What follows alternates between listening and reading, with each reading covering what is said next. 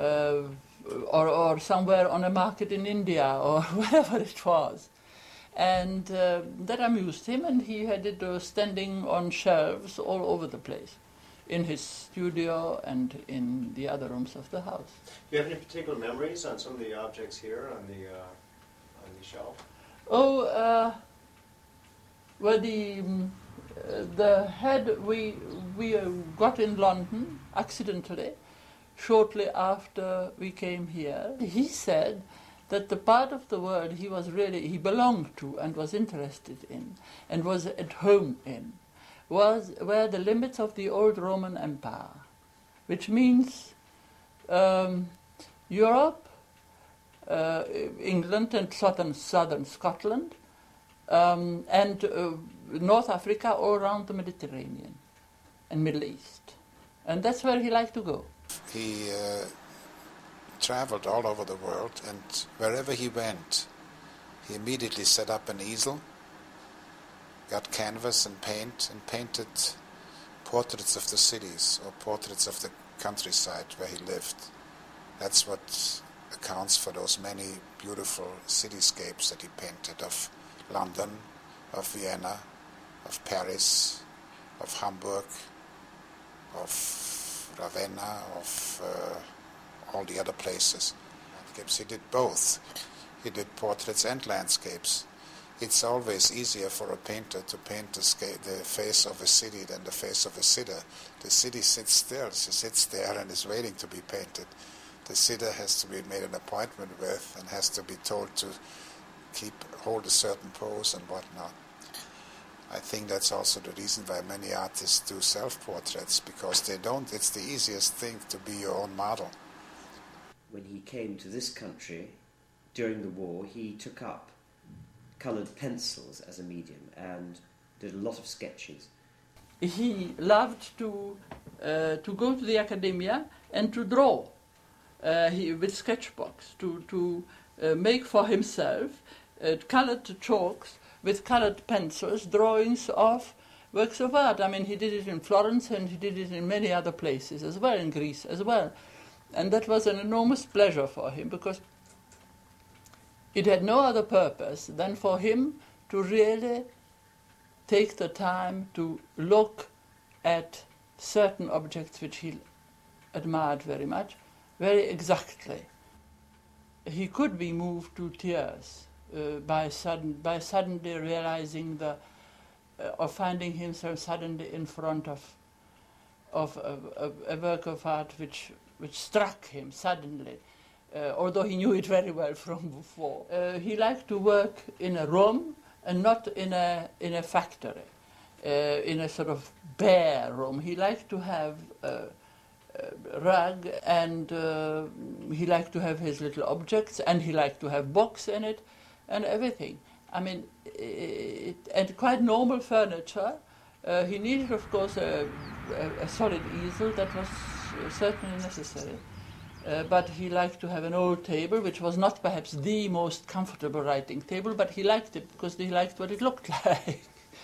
And I had to go to his flat, and I think I sat about 16 occasions, and it had just amounted to sitting in a chair and talking to him about every conceivable subject. And he told me a lot about his past life and his career and so on. And for me, as a young person of 22, it was extremely fascinating. And we had endless cups of black coffee were brought in by Oskar Kokoschka. And I enjoyed it enormously. He never painted in the street sort of genre paintings and something. That didn't interest him. He wanted to compose. I mean, his paintings, his landscapes are a composition. They are not what you could photograph from that point of where he was standing. There is always, in both directions, much more. He told me it was just as if he was looking into a crystal, and he was gazing into a crystal and trying to recreate the essence of the great city of Prague. And on the left, where you see those sort of a sort of mass of clouds and so on, that's where the crystal turns the corner, as it were.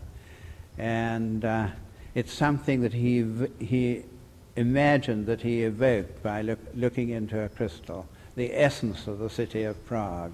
And the last painting which he did of Prague, called Praha Nostalgia. I think it's quite possible that most of his landscapes, which all seem to be done from a high point somewhere, almost an airborne position, are the products of his creative imagination rather than a particular sighting. These cityscapes, these views of towns, are very panoramic, and to get them he would always seek out high angles. He would climb buildings and climb hills, and so that he could look down and have this overall complete vision. It was the effect really of the first Great War, in which they were all sent into the trenches, and he hated that so much that he decided that he would always work and see the world, if he could, from high up points. For example, the two paintings of London and the Thames, done in 1926, were painted from the 8th floor of the Savoy Hotel where he stayed. It was a wonderful experience to be painted by Kokoschka when I was 42. And he liked his sitters to talk. And to make you animated, he sometimes asked Alda to read something which he thought would inspire you. In this case, he asked her to read from Euripides, the Bacchae, because they were the followers of Dionysus, and they used to go up into the mountains and dance, and very happy work. And he laughed a lot at all their frolics. But it wasn't or like an orgy, it was sort of ritual dance. And Alda read beautifully. He liked emotions controlled by ritual. So he said that will make you relaxed. And it did work for you? Yes. We laughed a lot, and it was sort of sunshiny experience. Do you think he did justice with your portrait? Yes, I think so. He had known me a very long time, and we'd spoken together a lot. But it was very interesting when he did the portrait, how he always wanted to fill your mind with something other than yourself, so that you